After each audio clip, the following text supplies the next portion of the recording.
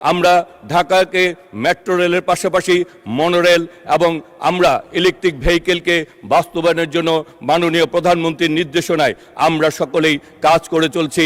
ইনশাল্লাহ আমরা একটি সময় এই ঢাকা এবং সারা বাংলাদেশে আমরা এই ইলেকট্রিক ভেহিকেল এবং মনোরেলের মাধ্যমে আগামীর বাংলাদেশ এবং ঢাকাকে যানজট মুক্ত করতে পারবো। আমাদের আগামী দিনে আমাদের 5 লাখ চালক তৈরি করার পরিকল্পনা রয়েছে, সেই জন্য আমরা কাজ করে চলছি। আমরা রেলপথের দায়িত্ব রয়েছি। রেলপথে প্রায় 9,941 কোটি টাকা বরাদ্দ রাখা হয়েছে। সেখানেও আমরা দেখছি, আমরা ইতিমধ্যে ঢাকা কুমিল্লা কর্ড লাইন নির্মাণের কাজ, আমরা এই ফিজিবিলিটি স্টাডি কাজ চলছে, আমরা সেদিকেও এগিয়ে চলছি।